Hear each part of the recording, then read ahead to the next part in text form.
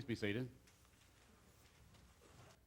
It's my privilege to introduce to you this morning our guest preacher for the day, Teresa Pasquale. Some of you may know Teresa, or you may know her by reputation.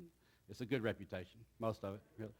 Teresa and her husband, Chris, lead our seeker service on Sunday nights, which is a growing worship service and program here at St. Paul's. It's really doing amazing work.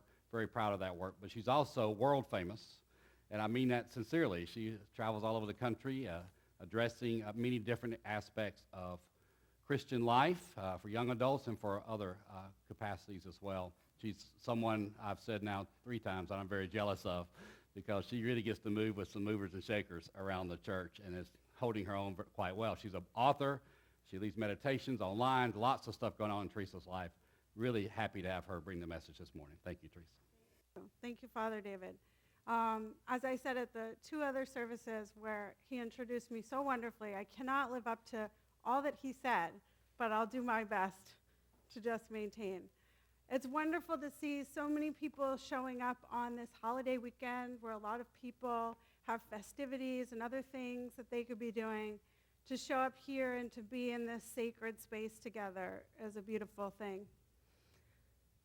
And also for me, this gospel reading is the first gospel I heard 6 years ago, the first time I walked into Episcopal Church, coming out of the Catholic tradition. So it's a very beautiful full circle moment for me personally as well, to be up here and being able to preach today at this church I love, out of a place of remembering this gospel 6 years ago, the first time I heard it in an Episcopal church.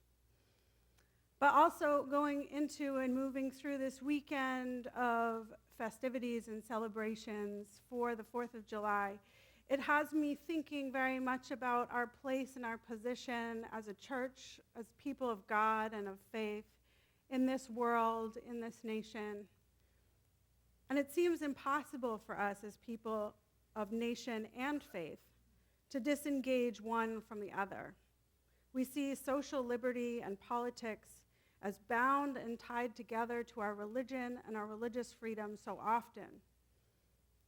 And this can be a powerful calling, but can also be a dangerous mixture, something we have to find our own balance with. This is the very reason that the desert mystics in the early days of the church, as it began to become part of the nation, that was Rome at the time, separated themselves and moved off into the desert. For them, it was a way of maintaining a sense of spiritual community that they felt difficult wrestling with inside the nation state and a nation of faith that was Christianity. We don't live in a world, we're in a community where those 2 things can be separated so easily and so absolutely. None of us are desert mystics, and so we don't have the opportunity to necessarily be completely separate from our world around us, which can be difficult and in its own way can be a burden, but can also be a great blessing. We are tethered to both, and as such, we are called in our faith to be bold and liberative in our theology, as well as ensconced in our liturgy and our sacred ritual. This calls us to move our faith both inside and outside of the walls of ceremony and ritual and worship, into the streets where we live, into the communities of need around us. Just recently, last weekend, Chris and I and a bunch of our fellow seekers returned from our 2nd year of attending something called the Wild Goose Festival, which is a gathering of Christians, of progressive and emerging communities and movements throughout the country that happens on the hilltops of North Carolina in a place called Hot Springs. And the festival is meant to be a place where justice and spirituality intersect each other, as well as art and music. There's preaching, there's teaching, there's creating in that space a very holistic, beloved community where people come together to embody just what we try to do over this weekend, hold justice and liberty side by side with faith and grace. And I think besides just thinking of the nature of 4th of July as reminding us to do that, it's also within our own tradition and the way in which the Episcopal Church broke off from the Church of England and became essentially a faith built on American soil, built on American polity and ethos. And in many ways, that has been such a grace to us. But it's also a deep calling to find out how we hold that tension between the two places and find equality for all in our midst. As I mentioned, 6 years ago, I walked into my first Episcopal church, and that was in a place called Shelter Island, which if you're from up north, where I grew up in New Jersey, you might know. It's off the coast of Long Island, and I went there over a 4th of July weekend 6 years ago when I was in a place of personal discernment, of personal confusion, spiritually, emotionally. I was trying to decide and struggle with what was my call in this world, what was my call as a person of faith, what was my call as a person desperately seeking to love and find love and be love in the world that had shown me much brokenness in my own life, that had shown me much pain and suffering in which I had closed myself off to love and grace and in many ways access to holiness and to God. And so I found myself walking into that Episcopal church in a place of personal brokenness, but also, as I often talk about, in that place of absolute crescendo of pain and suffering, where we hit that peak, and it's almost like shattering pain of labor. We break through to something new. And I was in that moment and in that place, ready to break through, but not even quite aware of it yet. And I heard the message from the gospel reading that we just heard today. Come to me, all you that are weary and are carrying heavy burdens, and I will give you rest. Take my yoke upon you and learn from me, for I am gentle and humble in heart, and you will find rest for your souls. For my yoke is easy and my burden is light. And there was something powerful in hearing that message that I felt spoke so directly to me. And I'm sure as everyone in this room has had these moments of conversion of the heart, of conversion of the soul, where something cracks open. And sometimes there's no way to know why or how in that particular moment. But for me in that moment, hearing that there was a way to put down the burdens that I had carried so long, that were heavy, that were painful, that were stymieing me in a place where I could not reach love of God, of other, or to other. And so I had a conversion of heart moment. I had a place where I broke wide open and something new happened.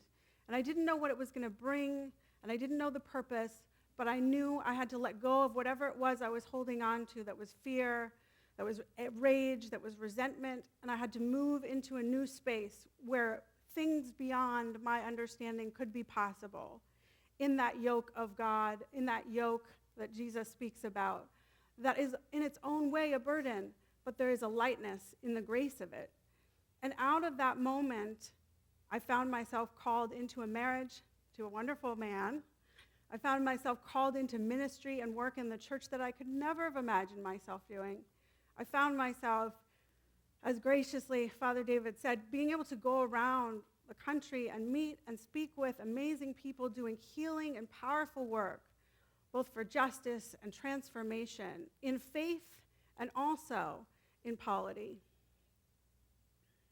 And so I think we've always found those moments in our own lives where we're called into something new and fresh, and maybe out of pain and suffering, often out of pain and suffering, both individual and collective.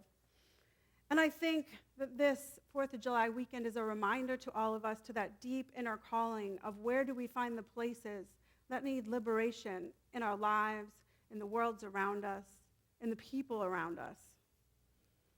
And so I ask myself, and I ask all of us today to consider, can we take this weekend of celebration to also dedicate ourselves to the independence of all people, of all faiths and all colors, of all genders and sexualities, all socioeconomic levels and all communities, all nations under God?